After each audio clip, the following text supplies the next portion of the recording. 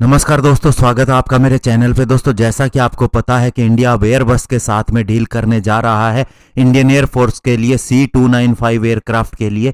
ये डील किस तरह से इंपॉर्टेंट है और क्यों इतनी ज़्यादा महत्वपूर्ण है, आज इसी के ऊपर बात करेंगे। चलिए दोस्तों शुरू करते हैं।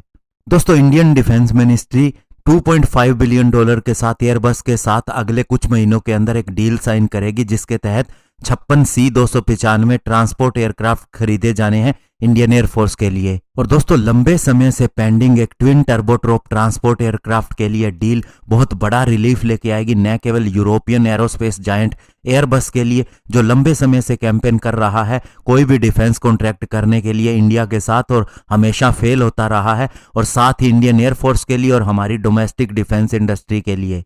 इंडियन एयरफोर्स के लिए C295 एक बहुत बड़ी रिप्लेसमेंट के तौर पे आएगा इसके पुराने होते एवरो HS748 ट्रांसपोर्ट एयरक्राफ्ट के लिए। ये एयरक्राफ्ट हमने 1960 के अंदर खरीदे थे और अभी भी 50 लाइसेंस प्रोड्यूस्ड एयरक्राफ्ट जिसे हिंदुस्तान एरोनॉटिक्स लिमिटेड ने बनाया था सर्विस के अंदर है। और दोस्तों, जहां तक C295 टैक्टिकल ट्रांसपोर्ट एयरक्राफ्ट की कैपेबिलिटी की बात है तो ये 6 टन को लिफ्ट कर सकता है, और एयरबस का कहना है कि ये 5 कार्गो पैलेट या फिर 71 ट्रूप्स या फिर 50 पैरा ट्रूपर्स को लेके जा सकता है। और इसके अलावा सबसे बड़ी खासियत जो इस एयरक्राफ्ट की है, ये दोस्तों लैंड और टेक ऑफ कर सकता है शॉर्ट अनप्रिपेयर्ड एयर स्ट्रिप से। यानी कि दोस्तों, जो एयर स्ट्रिप बहुत छोटी है, पूरी तरह से तैयार नहीं है, वहां से भी ये आसानी से उड़ान भर लेता है। और साथ ही दोस्तों, जहां से हैवी ट्रांसपोर्ट एयरक्राफ्ट नहीं ऑपरेट कर सकते वहां से भी ऑपरेट कर सकता है। तो इस तरह से दोस्तों, ये इंडिया के जो चाइना फ्रंटियर पे एडवांस लैंडिंग ग्राउंड है वहां से ऑपरेशन करने में बहुत ही ज्यादा सक्षम है। और इस हिसाब से एयरबस का कहना है कि ये केवल 670 मीटर के एयर स्ट्रिप से भी उड़ान भर सकता है, वो भी अगर वह पूरी तरह से तैयार ना हो। और दोस्तों, इन 56 एयरक्राफ्ट के ऑर्डर में से 16 हमें तैयार मिलेंगे जो कि एयरबस तैयार करके देगा, बाकी के 100 दोस्तों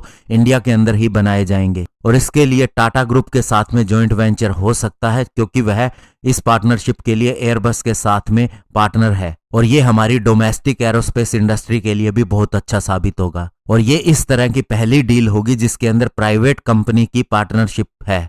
और दोस्तों, भविष्य में इसका ऑर्डर और भी आगे जा सकता है, यानी उसकी संख्या बढ़ सकती है, क्योंकि इंडियन कोस्ट गार्ड ने कहा था कि उसका प्लान है इस एयरक्राफ्ट को मल्टी मिशन मैरीटाइम एयरक्राफ्ट के रूप में इस्तेमाल करने का, और इसीलिए उसकी 6 एयरक्राफ्ट की रिक्वायरमेंट है।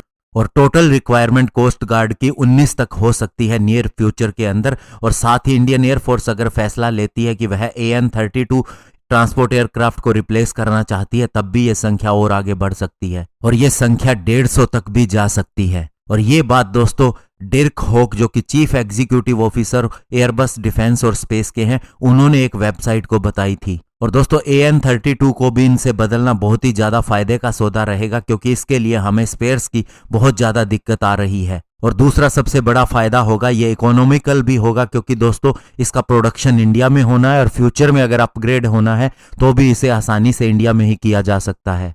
और दोस्तों, जहां तक बात है अन्य देशों के द्वारा इसे इस्तेमाल करने की, तो बहुत से देश इसे इस्तेमाल करते हैं। और अगर संख्या की बात करें तो ब्राजील के पास 15 है और 15 का और ऑर्डर दिया जा सकता है। इसके अलावा इजिप्ट ने भी 24 एयरक्राफ्ट का ऑर्डर दिया था। और इसके अलावा बाकी देशों के पास दोस्तों 3 से 5 या 8 की संख्या में ये एयरक्राफ्ट हैं, लेकिन इंडिया एकमात्र ऐसा देश होगा जिसने 56 का ऑर्डर देना है, और बाकी दोस्तों ये 150 तक जा सकते हैं। तो दोस्तों, ये दुनिया के अंदर इंडिया की हैसियत है कि सबसे ज्यादा संख्या के अंदर वह इन चीजों का इस्तेमाल करता है, और इतना पैसा भी इंडिया के पास है। धन्यवाद। जय हिंद।